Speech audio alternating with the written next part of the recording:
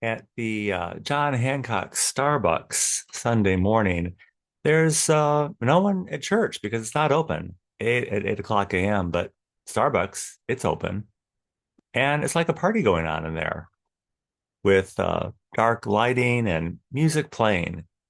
It was Madonna, Vogue, playing when I walked in. I told the girl at the counter I remember when this song came out. She looked at me with a blank look. She said she never heard it before. It was from before the time she was born. There's always institutional memory and cultural lag. Someone's always in, and somebody has never heard that song before. That's just the way culture and things are organized in that way. It's how they operate. It's what moves the needle is always on the periphery. God's not striking a pose because he's the real deal. There's no one at church at 8 o'clock on Sundays because it's not good for business. But Starbucks, it's open. You can go there. Welcome. Welcome to Sunday Coffee Hour. I'm Stanley Smith at Sunday Coffee Hour. We talk about everything and nothing. This Sunday, we talked about live music, the Great Wave, standing in line for art, taking music lessons, and Rachel Barton Pine. The readings at Washington National Cathedral were from Jeremiah. He will scatter us and then draw us back together again. And from Ephesians, we're called to see something greater than we can even imagine. The sermon at Washington National Cathedral is by Kelly Brown Douglas. She said, we're a Christmas people, and Christmas people believe in more. It's our heritage of believing in more, making things better, and seeing something where there's nothing. We know we're all included because we've been included in this tremendous enterprise of being Christian. Most of us were literally born into it and born again into it over and over again. We believe in God because God believes in us. It's in our DNA.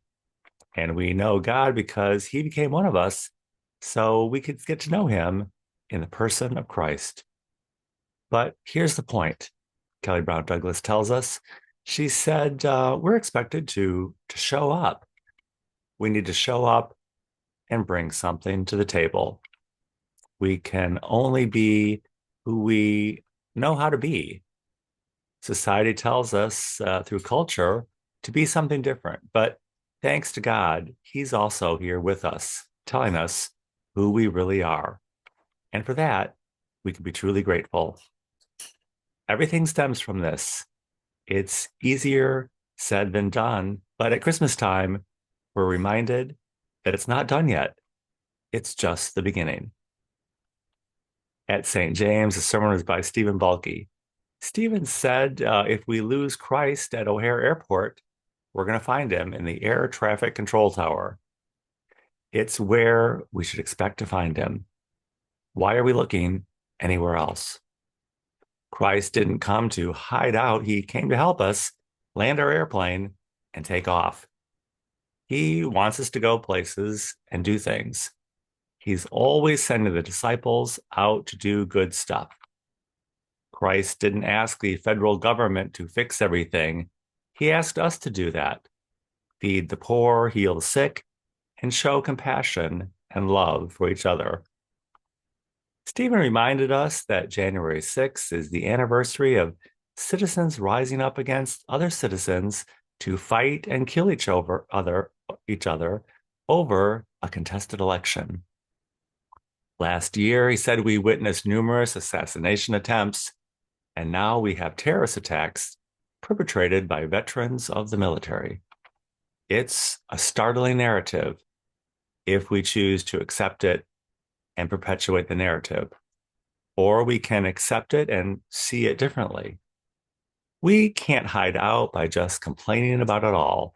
We need to be in the thick of it because we need to be here and be qualified to serve as an air traffic controller, even if we don't think we can do it.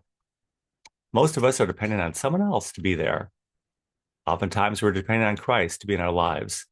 He's there and he will be there, whether we're looking for him at the airport or not. Last week, we were reminded of the importance of significant people with the funeral of Mary Ellen Christie at St. Chrysostom's.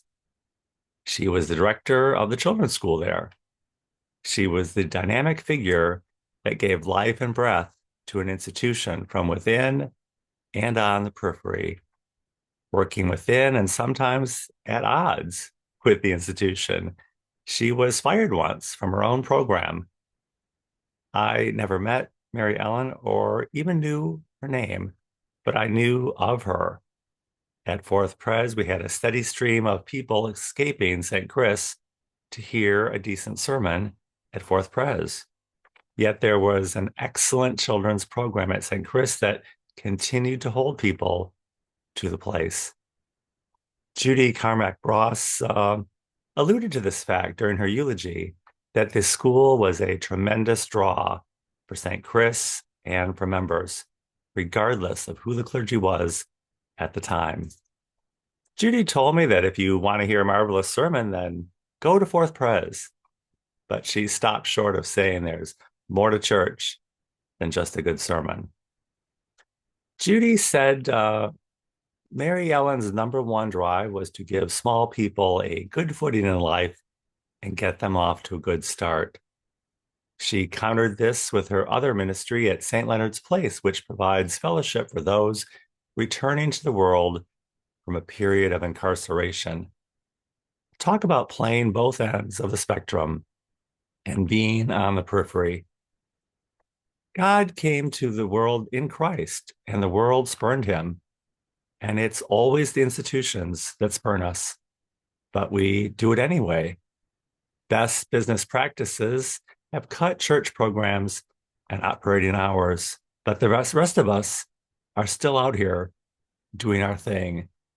It's the way of seeing things, accepting things, seeing it differently, and then making a difference, regardless of where the institution is or where the narrative is going.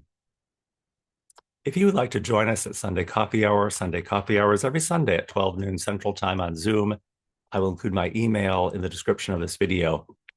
Be happy to send you an invitation. And I look forward to seeing you very, very soon.